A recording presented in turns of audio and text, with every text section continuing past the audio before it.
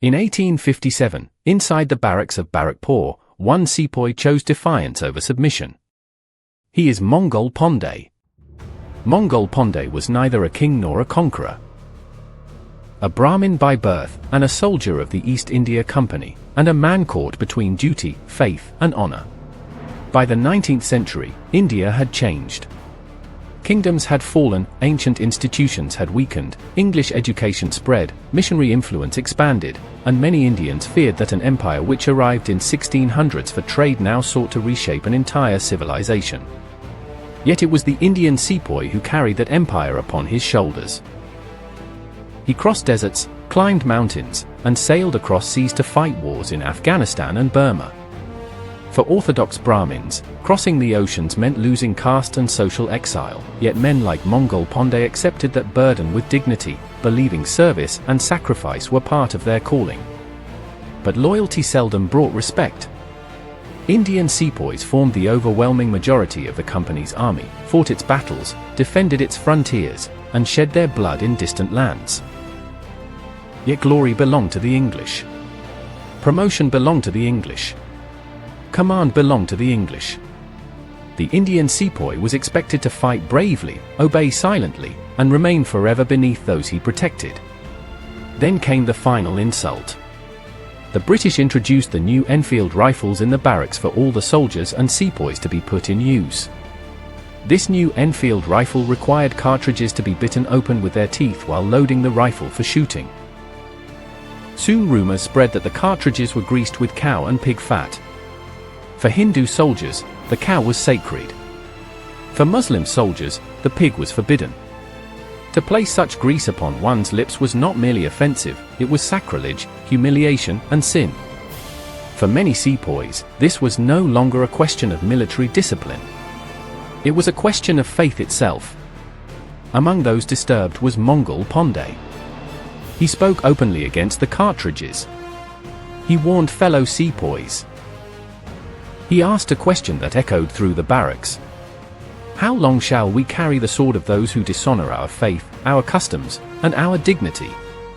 For Pandey, this struggle had ceased to be about salary or rank. It had become a battle for honor, self-respect, and dharma.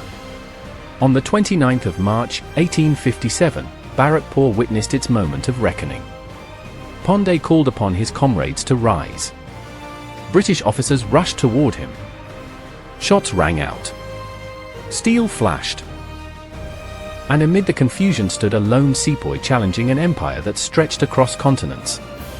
He fought fiercely. He fought knowing he could lose everything. And perhaps that is what made him dangerous. Because men who have accepted sacrifice can no longer be ruled by fear. He was eventually wounded, captured, and dragged away in chains. The British wanted to teach every rebellious sepoy of India a lesson. A lesson that they would never forget. So on the 8th of April, 1857, the British planned for a public execution of Mangal Pandey.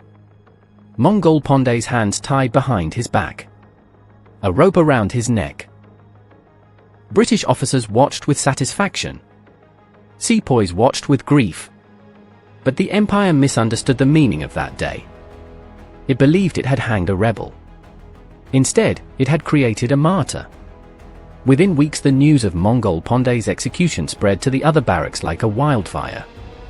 Sepoys of East India Company became restless. They had had enough of it. Soon, Meerut rose. Delhi rose. Kanpur rose. Lucknow rose. Barracks became battlefields, and soldiers became revolutionaries. This became the Revolt of 1857. Even the Mughal emperor gave his support to it. The uprising was eventually crushed, but the East India Company never recovered. Its authority crumbled. Its armies were absorbed. Its rule ended. The corporation that had conquered kingdoms and commanded armies disappeared into history. And thus, Mangal Pandey did not die a meaningless death. He died at the gallows, but his rebellion outlived him. What began as a rebellion from one native sepoy of the East India Company inside the barracks became a fire that consumed the East India Company itself. English Empire believed they had hanged a sepoy. History remembers him as a sepoy from a small town in Uttar Pradesh, ended the rule of East India Company. His name is forever etched with gold and glory for generations to come.